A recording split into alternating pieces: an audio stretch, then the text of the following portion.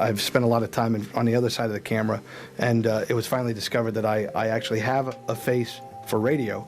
Radio is a first love of mine, and getting to do an audio drama like a radio play is something that just I love from childhood. I love the old-time radio dramas.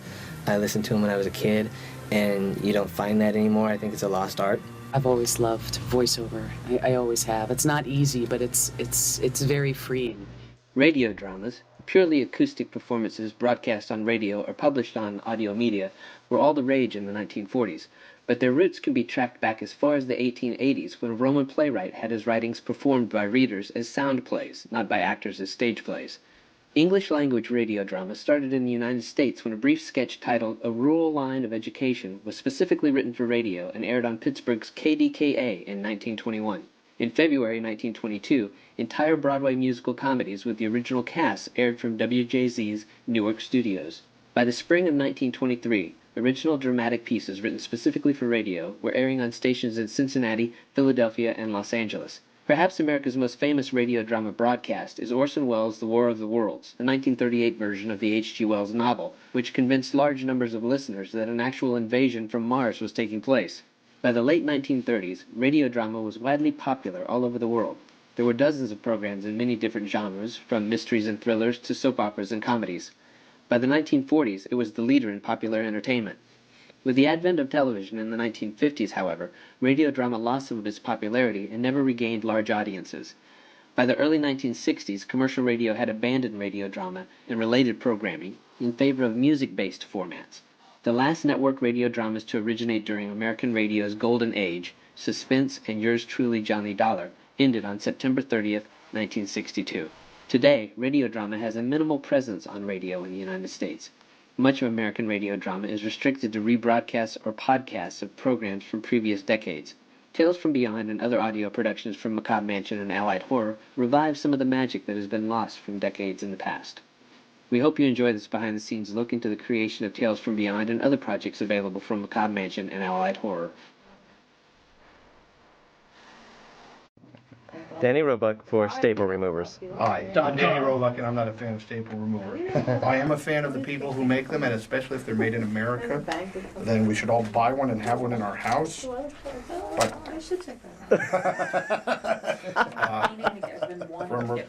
from my personal experience, this is the best way to do it.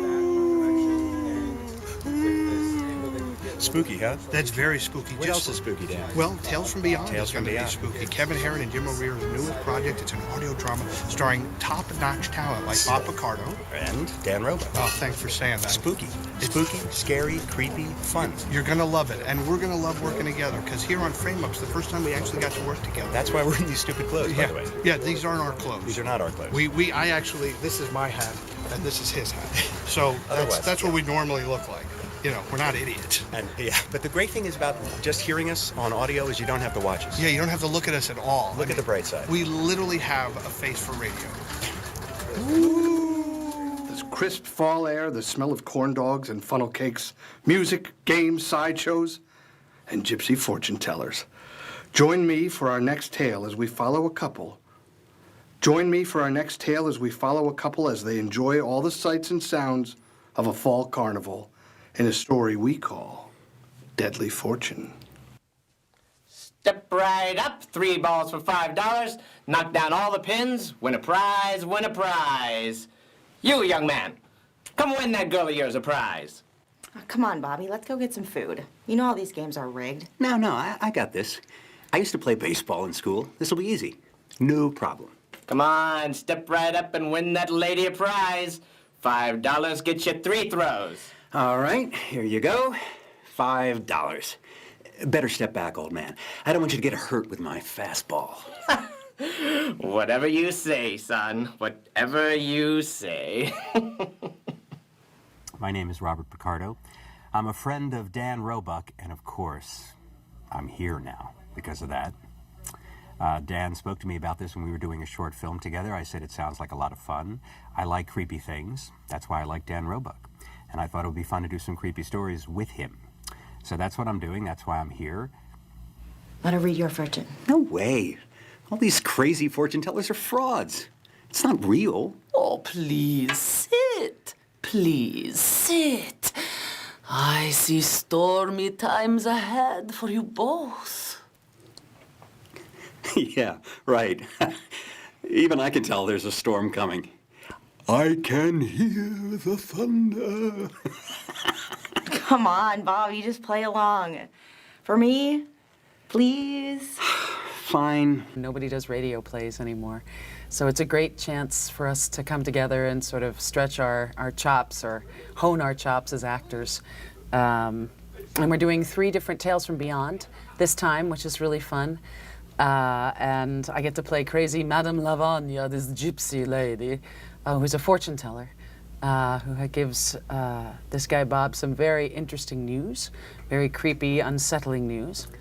In the first of the stories that I recorded, it's called Deadly Fortune. I play a character named Bob, who is very, suspicious of a gypsy fortune teller at a fair that he's at with his wife or girlfriend. It's never explained. In any case, what happens is that everything that the gypsy fortune teller said turns out to come true, and he becomes a true believer. It's kind of a creepy little one, and I enjoyed that. 59, D, compartment, D, train. Listen, I'm flying back to Chicago. Listen, I'm flying back to Chicago on a plane. You know, in the air. Bobby, I don't think she can hear you anymore. Okay, just be quiet and listen. A bright blue dress, beautiful.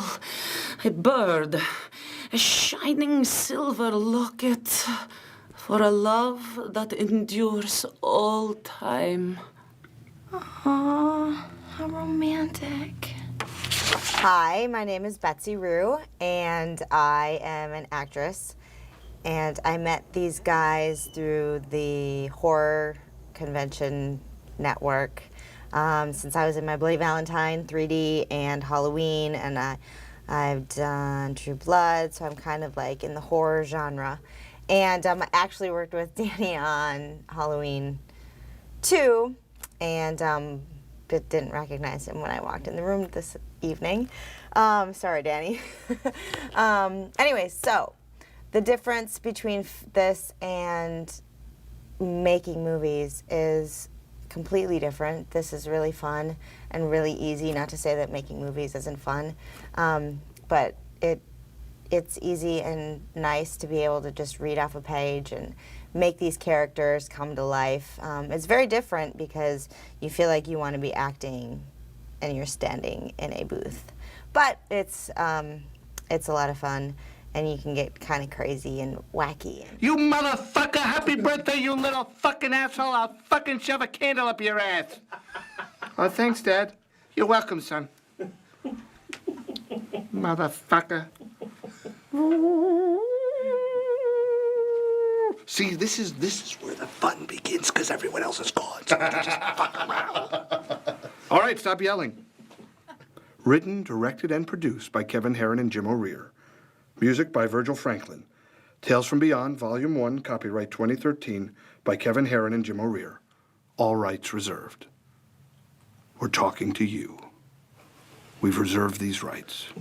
You have no rights. We reserve them. Just like calling a restaurant. I'd like to make a reservation. Yes, sir. What time? No, I don't want a table. I just want my rights reserved. So we're going to reserve these rights. I'd like to reserve the rights, please. 8 p.m.? Does 8 p.m. work for you? Yes, sir. Okay. Reserving rights, table of 2. Jim O'Rear, Kevin Herron. The rights are reserved. Watch it. I'm Jim O'Rear. I am a writer, co-writer, co-producer on the new project here, Tales from Beyond, which has all kinds of cool people like Robert Picardo and Betsy Rue and Mary McGlynn and Kyle Hebert and some not-so-talented people like Daniel Roebuck. And it's an idea actually that Kevin Herron came up with.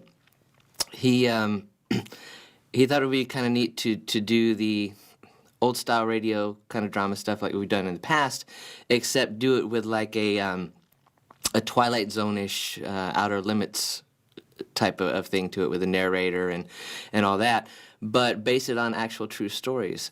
So actually, these are all kind of based on true stories that we wrote and kind of structured in a Twilight Zone-ish sort of style, and we're gonna see how people like it. Hopefully, people will like it as much as they like some of the audio dramas of the past. It's been a lot of fun. The cast and everything is very cool, except for Daniel Roebuck.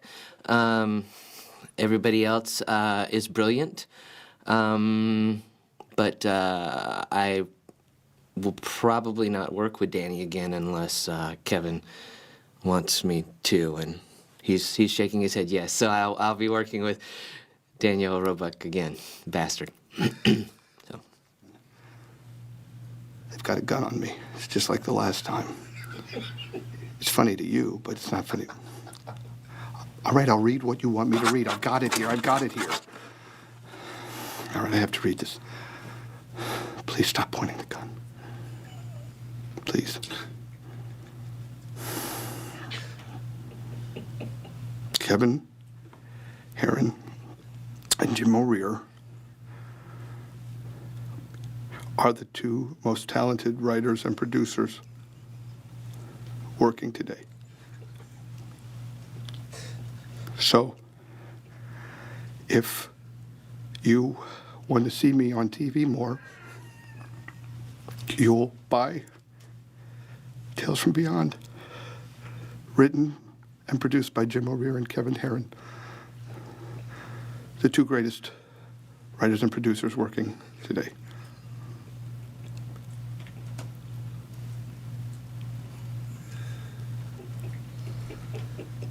Do you know, any time that someone asks you to do something that's evocative of another time, actors like that. Like we can go be on TV. I say, isn't that funny? Like I said, well, we could go be on TV. Like it happens easily. I never have to beg. I beg all the time. But we could go be on TV, or we could go be in movies, or be on webisodes. Big whoop. But when they come and they say, no, webisodes are, please, don't write me. I get hate mail already from so many things. I don't want to hear hate mail from webisode writers. They're very important. I couldn't even say without laughing. So when you're an actor and like they say, we're going to do this old-fashioned thing, do you want to be part of it? I jump at the chance. I've worked with Kevin Herron and Jim O'Rear before, and we did a Christmas Carol. They let me play Scrooge. They didn't let me play it. I blackmailed them so that I could play it. I took pictures that they don't want anybody to know about that I had, and then I got to play Scrooge. So if you're an aspiring actor, you're probably wasting a lot of time going to acting lessons and shit like that. So just go get a camera, follow someone around that you think should hire you, and eventually they're going to do something they shouldn't be doing. Right? And then you're there. Click, click. And then you're a star. That's how I got the role of Scrooge. In this, I'm the narrator. So I'm like totally, I got the best part. So imagine what I have on them now. I went from photographs to video. I've got great stuff. So Daniel Roebuck, if you didn't know who I was, then I don't know why the hell you're watching this, because you must have stumbled upon it, or perhaps you're a Muslim terrorist being tortured in some way to try to gain information, and that's why you're watching this. But say you're not a Muslim terrorist being tortured in Abu Ghraib prison, and say you're just someone who likes, the Twilight Zone or Outer Limits or old-time radio, then you've come to the right place, because these guys are doing something very exciting, and they've got great actors. I mean, they got Robert Picardo. I saw him on Broadway. I was a child. He was already grown up. Draw your own conclusion. See, we both seem like we're grown-ups now, but I'm still much younger. And the rest of the cast, I did a movie called Halloween 2 with Betsy Rue. She didn't remember meeting me. We slept together. But we didn't sleep together. I mean, we probably were sleeping at the same time. I was in one hotel and she was in another. And if you want to say together, if that excites you, then we slept together. But I also slept with the Pope. Like, he's sleeping now, too. You know what I mean? That's the current Pope. What the hell's the matter with me? We're here to talk about Tales from Beyond. Tales from Beyond. One of the great, I love when people, one of the great, we don't even know what to call it. We don't have a name for what this is because it's not entertainment as would think of it. This is entertainment. This is new and exciting. And why is it new and exciting? Because it's old and exciting. And thus it's new and exciting. So Tales from Beyond is a wonderful new, Tales from Beyond is this, wonderful idea that we're going to go back to the old ways of telling stories with great actors, other than me, evidently, because I'm in it too. So there's me and then these great actors. And we're going to tell these stories that are creepy and crazy, and I'm narrating them. That's cool, isn't it? I'm narrating them. I'm like the Rod Serling of Beyond. Rod Serling, Danny Roebuck. You've heard of the Twilight Zone Tower of Terror? That's me when I'm next to Rod Serling, who's always up here, and then I'm like, ah! Rod Serling's still up here. I'm getting off the ride and going to buy a churro. That's how low I am. He's still up here. So Aunt Rose is my wife's sister, my dead wife's older sister, or something like that? Aunt Rose is your sister. Oh, she's my sister? Your sister. Okay. So you'll be around a little Mary, you while. remember your Aunt For a Rose? little. She's okay. She's just tired. And this guy is a Hopefully. bit... He Unless I get hit by a is bus. a very kind of tightly wound Yes, guy. he is very tightly wound. Okay. And he's considerably distraught because of the recent death of his wife and tends to take that out on the kid. That's really sad. nice. And how long is the wife gone, do we think? We don't define that in the story, but it will be within the last couple of months. So it's very recent. Yes, sir. Name, please. Bob Kitchens. Okay, let's see. Ah, here we are. Robert Kitchens. Looks like we have you in compartment A, car 22. That's me. Okay, the porter will show you to your compartment. Here we are, sir. 22A. Thank you. Yes, sir. Now for a little peace and quiet. I met Jim actually on the convention circuit a couple years ago, and I learned what he was doing. He learned that I was a voiceover artist in video games and anime, and we stayed in touch. And through social media, he said, "Hey, I got an idea for this kind of audio drama thing, and I think you'd be good for it." And I said, "Audio drama? Row?" That's piqued my interest ever since I was a kid, loving the whole radio theater thing with like The Shadow and War of the Worlds and all that, and a chance to come play with other people in the genre of sci-fi, people from Farscape, people from all sorts of different great things that I've always been a huge fan of for years. And then they're next to me, and it's like there's Daniel Roebuck, and oh my gosh, and then over here there's what? I can't believe I'm here, So it's a chance to come back and play in audio theater. I think it's with the internet, I think people like hearing some on-demand stuff, the rise and popularity of audio books and audio dramas. I think that's going to bring back the golden age of radio, at least I hope it does. Because I personally, this is why I am a voice actor. I love building characters out of little or no background, and you just boom, you're in there. You are in the zone, and it doesn't matter what you look like. It stays very focused. You're not on a set for 12 hours a day waiting for the equipment and everything to be set up or anything. It doesn't matter makeup or any of that. You come there, you're focused, you read your script, you do the performance, and boom. And with radio theater, you have your whole cast to play off of. That's really exciting in the world that I'm used to with anime, dubbing, and video games. We record by ourselves, so it's a bit of a vacuum. But this is a chance to just do it like they did in the old days of yesteryear. Well, it looks like it might have been some kind of children's playroom a long time ago. The attic? The attic is not safe. Oh, nonsense, Ivan. It's just dusty and needs a good cleaning. No, the attic is not safe. You should not go up there. No, that's just silly. It was really fun to play Mary in the attic because she is a child, and so that was kind of fun, portraying the voice of a youngster. Mary, did you not hear your aunt?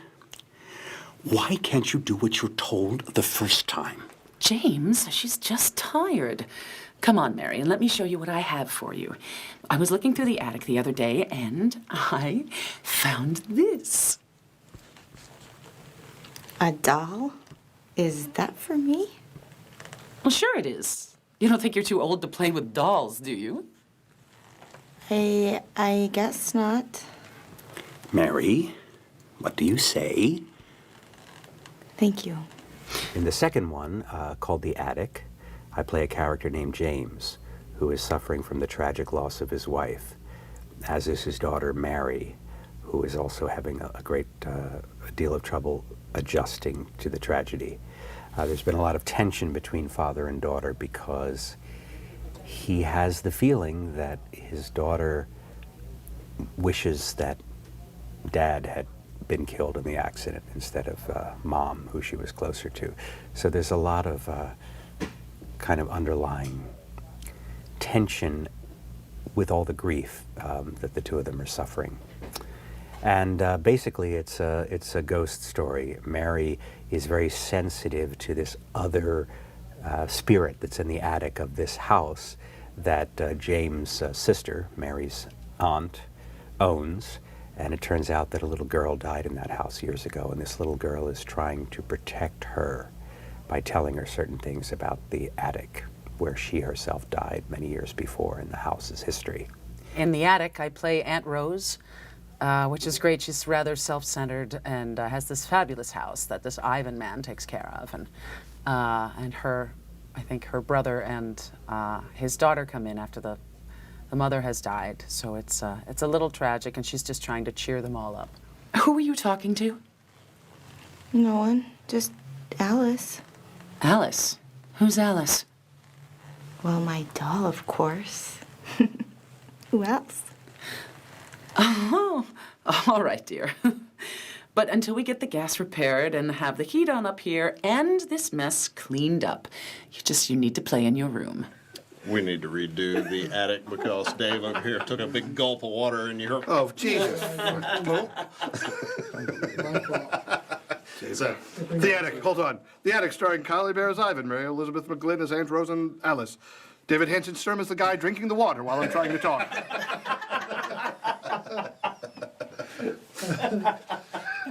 I just wanted to dress up. I just wanted to look nice for the people who are watching. Oh, hey, I like watching this stuff. It's cool on the radio. Let's see what they really look like. Ah! So I try to look nice. So people weren't appalled.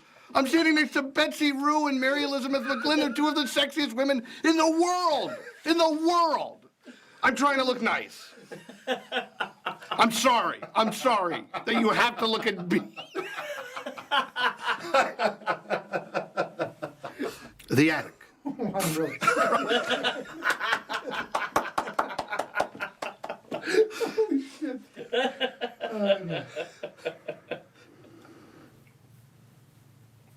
Whenever you're ready, David. The Attic, starring Kylie Bear as Ivan, Mary Elizabeth McGlynn as Aunt Rose and Alice, Jim O'Rear as the gas man, Jim O'Rear as the man with gas. Yes, indeed. In and out runner.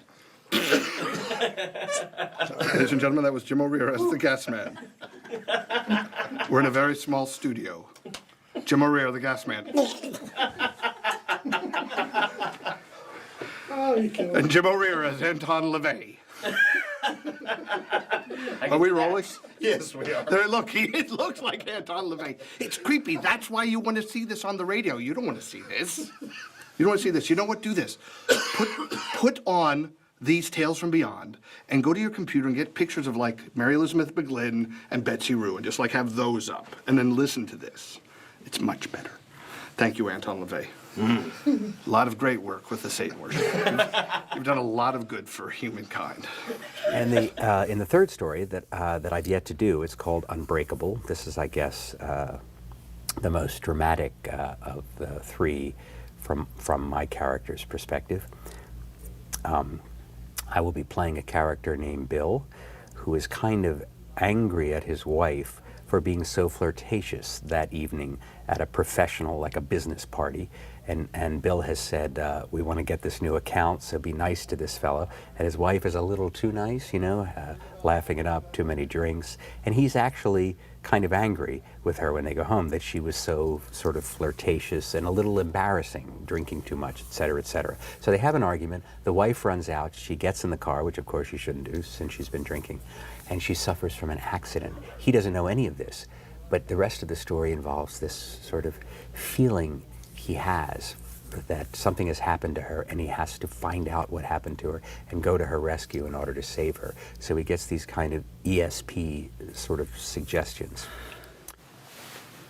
All you had to do was be nice. It seems to me you were being nice enough for everyone. And what's that supposed to mean? You know exactly what I mean. Dancing with him, drinking like there's no tomorrow, hanging all over him all night like a cheap... What? You're the one who told me to be nice to him. Sure, polite conversation is nice. What you were doing was... What? Was what? Embarrassing? Yeah, actually, I was embarrassed. Embarrassed for myself and embarrassed for you. The way you were carrying on. Well, at least I made sure he was laughing and had a good time. I'm playing Kate. She and her husband are having a bit of a row at the top of it, and but their connection is obviously very strong at the end because somehow she reaches him and he finds her, which is always a good ending to any story. Calling in the real people. We're going to do the same scene again, except with her lines through speakerphone, just in case, so we'll have two different And we're actually... in The Unbreakable, I play a receptionist, and the way that we filmed, or recorded, I should say, was really different because I actually went in another room and we put the phone on speakerphone, and so I wasn't in the recording booth at all. I was on speakerphone. Say something. Hello, testing, testing. Good morning. I think that'll be fine. Will that work? Yeah. You know, I've heard of actors phoning in a performance. Yeah. This is unbelievable. It really happened. I don't say anything here. I only have 7 more coffee references to go. Exactly. That's the problem. You like your I was looking forward to a rest and a good hot cup of coffee. What's this? I guess I'll have to drink it black. What's this, Coffee Mate? Non-dairy coffee cream? Needs no refrigeration. Only 11 calories for a level teaspoon. Tastes great, just the way I like it. Coffee Mate. I'm gonna remember that. Oh, jeez. Wow. Bob Picardo for Coffee. From 1963. All right, we're going to start again. This is called an outtake. So they take it out. And then later they take me out for dinner, where we've made a reservation of all rights. If you're watching earlier, you'll get that joke. Here we go. But Charles Nelson Riley, when he directs you in a play, he stands in the back and he goes, "Ha ha, funny! Ha! Ha ha!" See, it wasn't worth it. But he laughs at everything you say, and he laughs at his direction. Like if he said, "Drop the pen on the second line," and if you do it, he goes, "I told him to do that." Like he just loves that. He loves when you do just, ha! But. All right, we're rolling. We're good. We got good audio. Are you having fun? Yeah. Did you like when he recorded the Edgar Allan Poe? Is it funny when someone kills someone with an axe? It's funny. Let me be totally like, let me be like completely pompous. You know the drill. You know, I enjoy working with the people at Macabre Mansion. Generally, their pay scale is unique. They pay with sesame seeds, and I get 2 if I do a good job. I'll get none tonight. That wasn't funny. They can't all land. Go ahead.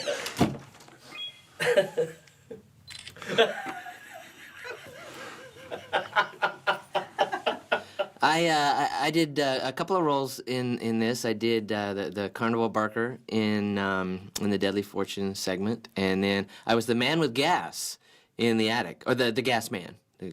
But I had gas also because we had In-N-Out Burger earlier.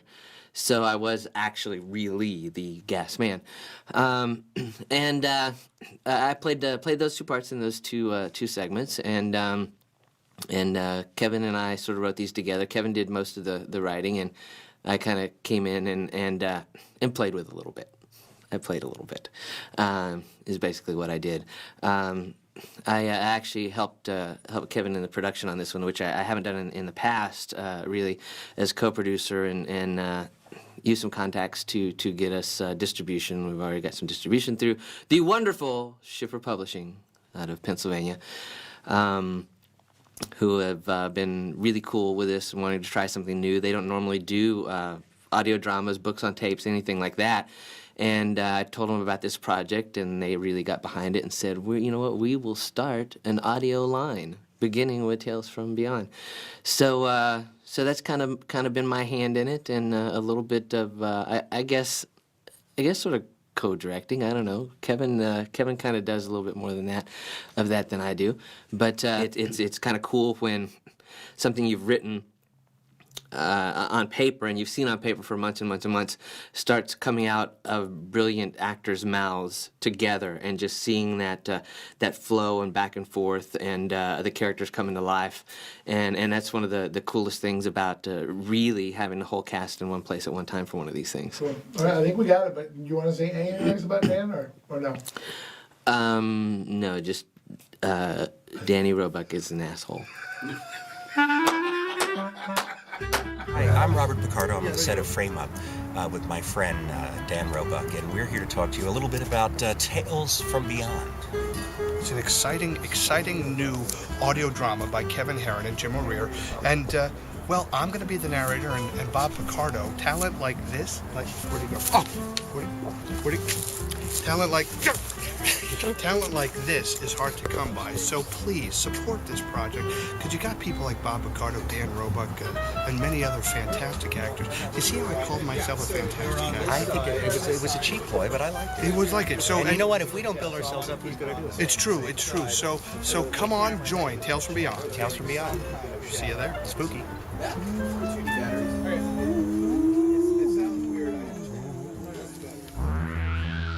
I've spent a lot of time on the other side of the camera, and it was finally discovered that I actually have a face for radio. Radio is a first love of mine, and getting to do an audio drama, like a radio play, is something that just I love from childhood. I love the old-time radio dramas.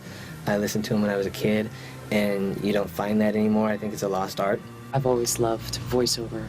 I always have. It's not easy, but it's very freeing. This is amazing. I really love this. I'm busy. I'm a busy person. I have a lot going on. I don't know if I'll be able to do it. And they say, well, you'll be playing Scrooge in A Christmas Carol. And I say, let me just take down the exact information of where I'm supposed to go. Christmas a humbug, Uncle. You don't mean that, I'm sure. I do. Every idiot who goes about with a Merry Christmas on his lips should be boiled in his own pudding. Oh, God, one day I'd love to do that. I'd love to do a radio play. And I did it tonight. It was fantastic. Ask me who I was. Well, who were you then?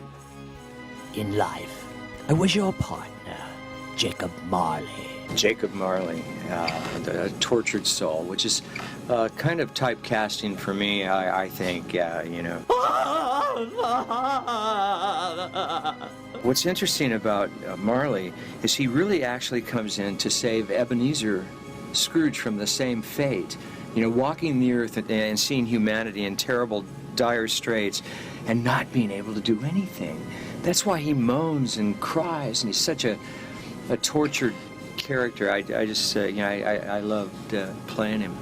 It's hard to say no when nice people, like the people at Macabre Mansion, call you and they say, do you want to be part of this event, and we're raising money for charity. I think it's really great what they're doing. And that's the real important part that, we mustn't forget. And the charity is called Thursday's Child. I like Christmas Carol because it's one of the only Christmas stories I know that has ghosts and scary stuff. Oh, I had a blast. We did Christmas Carol and The Legend of Sleepy Hollow. Or as everybody knows it, the Headless Horseman or the story of Ichabod Crane. Which for me as a kid was the scariest story that I can remember. I'm not kidding. Sleepy Hollow has been one of my favorites for years and years. I've also narrated that. It was like reading a whole book, which I haven't done since the 4th grade. So this has been a heck of an experience all around, because quite frankly, the nuns thought I was illiterate. So hopefully they're watching now to see this.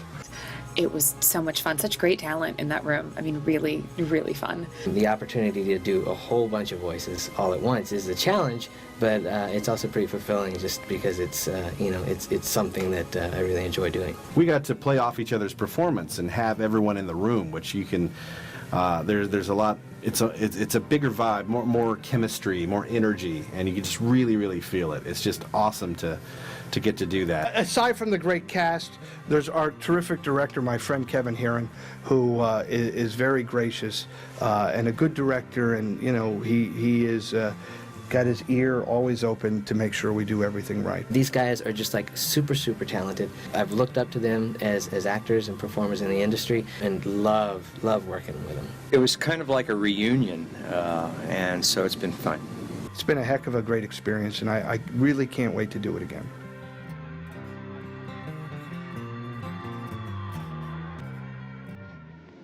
So Kevin and I hopped on a plane to head to Los Angeles to work on our new project, Tales from Beyond. And arriving in Los Angeles, you learn a lot of interesting things. Like, when we first got there, I learned that Los Angeles has the biggest fucking donuts in the world. There's one right there, I got a picture of it. And while we're driving around, we've got this navigation system that's really weird, and it talks in 2 different voices. And Kevin got really good at imitating those voices while we were driving. Right turn on Westchester Avenue. Notice that the navigation system is called Never Lost. Yeah, that's bullshit. Anyway, we learned that Los Angeles has a lot of bimbos. There they are right there. And men with no dicks. But it was okay because we were staying right across the street from Warner Brothers. We did get a chance to go to the cemetery, and as you can see there, Kevin is kind of decorating the grave and taking care of the grave of Bing Crosby right there. Isn't that sentimental? I have a little tear in my eye. But I also got to visit the grave of Bela Lugosi right there, which was very cool. Also learned while in Los Angeles today that the guy from V for Vendetta dances. They make talking animated dolls of Jeff Dunham puppets, and the Jehovah God, i.e. Lucifer, is not the God and Father of Jesus. It's been an educational day.